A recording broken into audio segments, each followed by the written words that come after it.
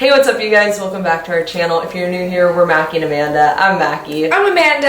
And I'm Sheena. and I f***ed it up. And we're the Spooky Boos. Yay. I feel like this is our little haunted clubhouse. Oh, yeah. We're back. We're back. We have some crazy videos in mind for tonight. Uh-huh. But this one has been a very long time coming. It's holiday time, so it's like our Christmas Clubhouse meeting is in session. So the first time ever, I don't know why we've never done this before, we're actually going to have Sheena do personal readings for Amanda and I. As you guys know, and I'm sure a lot of you have experienced, Sheena does readings for a living. So if you guys are interested, definitely check it out. All her information will be linked below. But tonight, we're getting ours. Is this where I get my phone? 818 Oh, yeah. 437-0886. We like to watch that phone blow up. It's like a fun thing the three of us think Yeah, about. it's actually insane. It's so crazy, Yeah. but I'm excited to see what you guys have been experiencing. I Awesome. mean, I've heard No. nothing but good things. Me too. If you guys have caught our lives, you'll know for sure. Should we just get into Let's it? get Awesome, into let's do it. All right. Thanks for having me. All right, Sheena, who's first? yeah, Amanda, we- you're first. Who? Amanda's first. Ooh. We told Sheena that, she's like, who wants to go first? We're like, you decide, because energy's different. I don't know how you experience it, but for me, Yeah, energy's. It just, you know what? I just asked Spirit, and that's what Spirit said. Spirit said Amanda's first, so Amanda's first. A lot of times I don't pick. Spirit picks. Take a seat, take a Everybody seat. home do a white light protection prayer Yeah, everyone get ready. because of where we are, not because of Amanda. oh wait, whoa. Amanda's reading. It's so terrifying. I beg to It's a white differ. light protection prayer. Is this turned on? No. It's not. It's broken. It's not broken. Okay.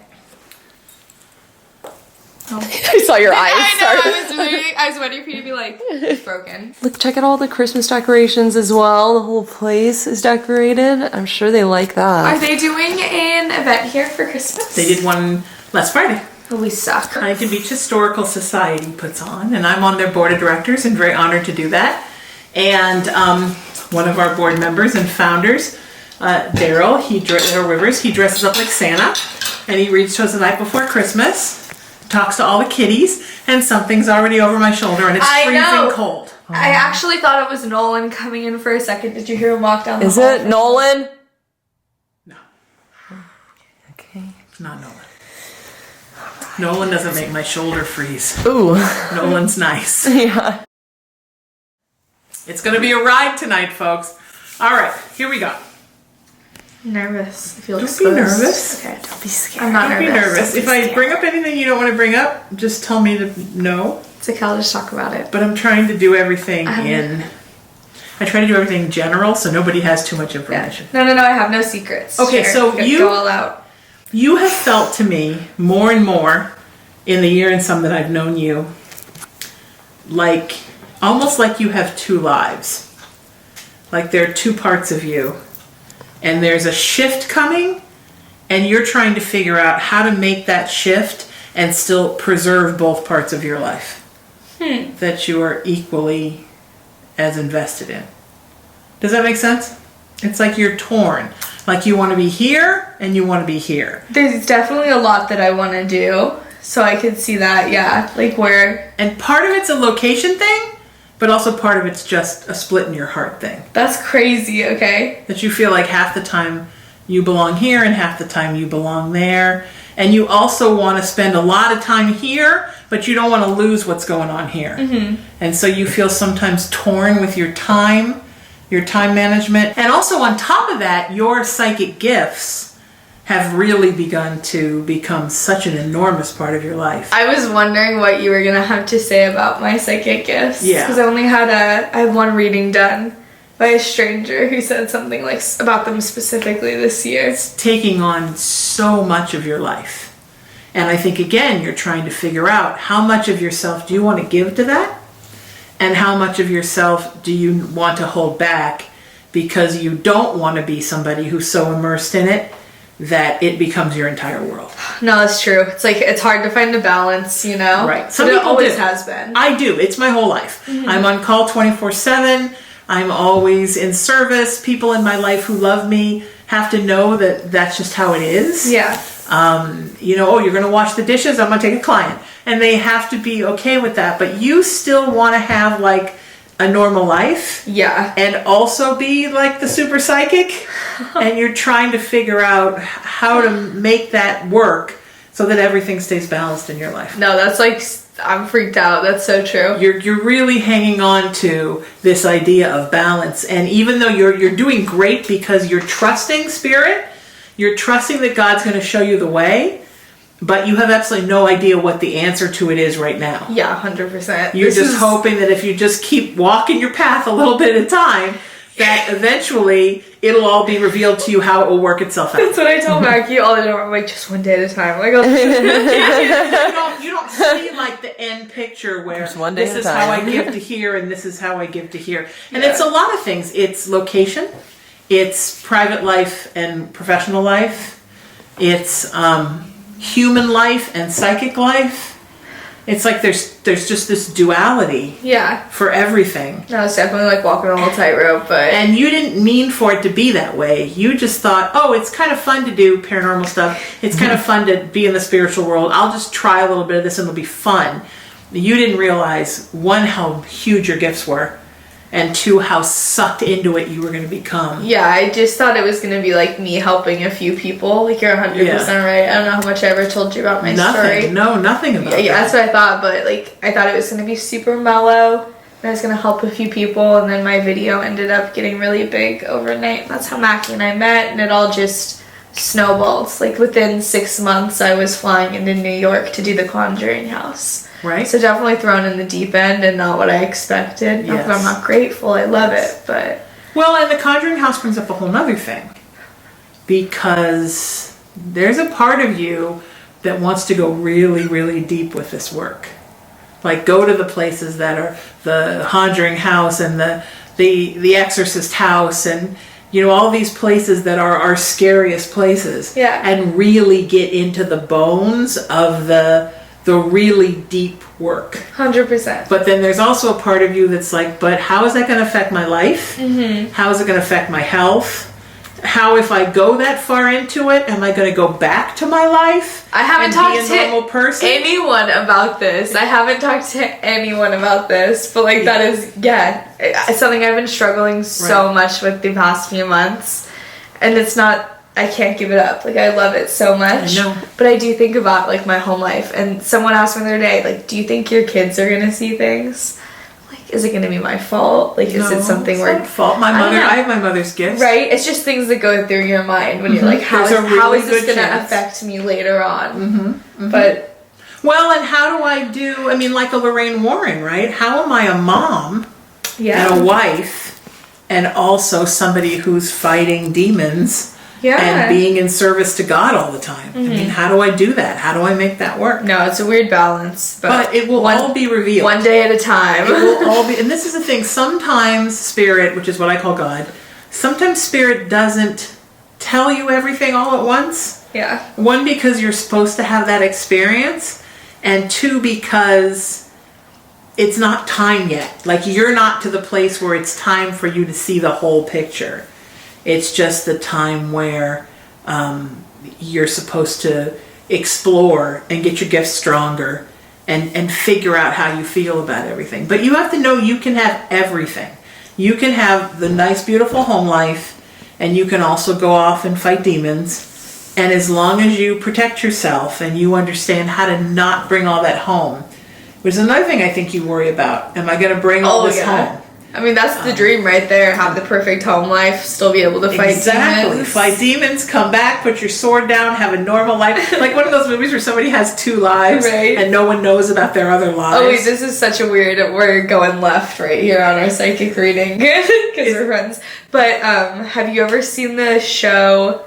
Ghost Whisperer? Yeah, sure. Right? Yes. Melinda Gordon, and she speaks to spirits, and then her husband's an EMT. They're like, "Do you hear a dog toy?" They did. And then her husband's an EMT. They're like, husband's an EMT. They're like, "Do you hear a dog toy?" They did. What was that? That one was me. Okay. I was imitating it. Yeah. No. The first one was... No. That was weird. I heard like a weird moaning. Hello? Do you hear that? Like a... Oh. They know, like, spirits know how much time you spent in the Conjuring House.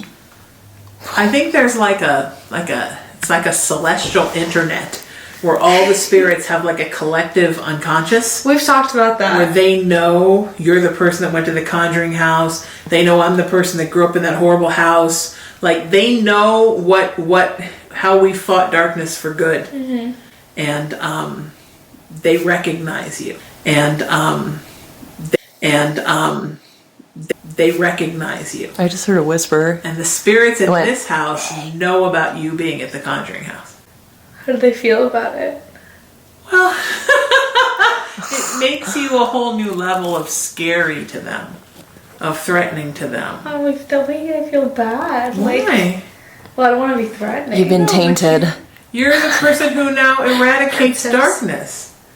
Yeah. I mean, that's. But I feel like that's a good thing. I think it's a great thing. I think everything about you, including your Christian upbringing, was training for this. I actually have thought that as well. You know, it was horrible at the time, but I wouldn't be at the confidence level and have the abilities I do had it not been for what I went through. Right. And exactly, I'm seeing like a Lorraine Warren path.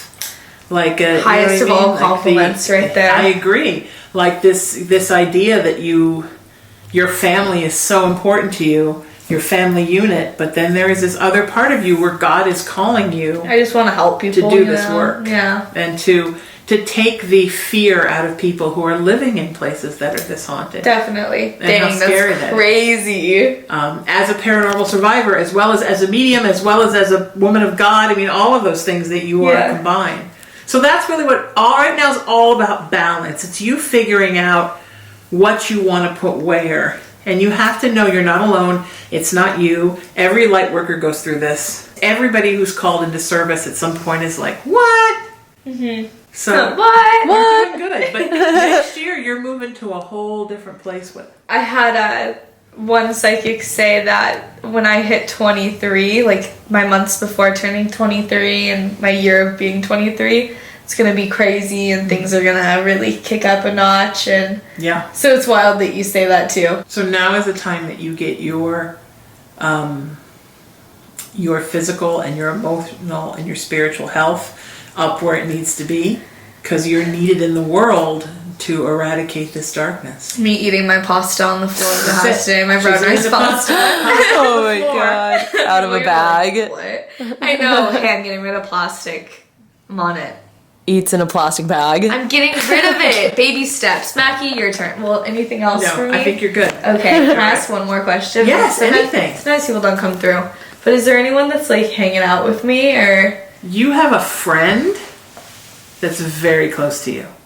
Did you lose a friend, somebody very close to your age? Yes. Yeah, that's a big guiding spirit for you. So let me give the 3-minute explanation if that's okay. Yeah. As long as you want. Spirit guides are assigned to you before you're born. So they're like social workers, like case workers. Mm-hmm. And each one of them provides a different thing, a different path in your life that's important. So people that you loved on the earth are never your spirit guides. Everybody has mostly between 2 and 5. And then angelics are different because they work for God. They're like, think of them like firemen, or they come when you need them, but they're not assigned to you, so to speak. So that thing that I saw in my grandma's bathroom. Yeah. Right. If you call them, they will come. But it's like calling a police officer, calling the fire department. It's not like they're your personal. What people refer to in modern culture as a guardian angel is what I call a guiding spirit. And that's when you've loved somebody in your life and they pass.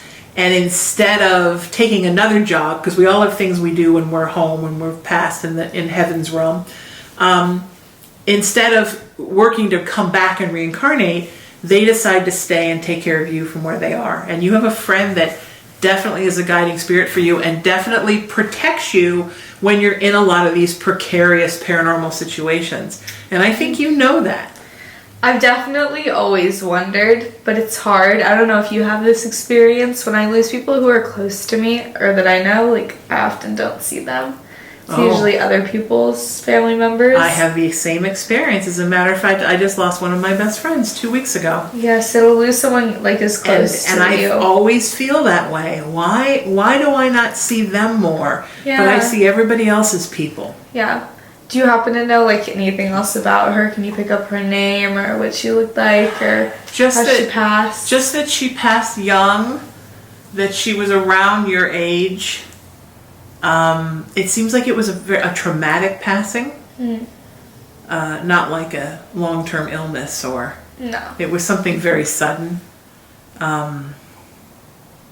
She's very happy to be where she is. That's what I always Happier felt than too. she was here. Yeah. Does that make sense? Yeah, totally. She had issues here. Stuff. Yeah. She just wants to take care of you. That's like her. That's how she was with everyone. Right. It's how you she know? was when she was alive. She just wanted to take care of you. Now she still wants to take care of you. So think of her as like an extra spiritual team member. Yeah. You know, just and hanging out. Maggie's got one of those too. We're just on that note, it's your up. Okay. Maggie's got a protector like that too. But yeah, don't. Oh, slow down.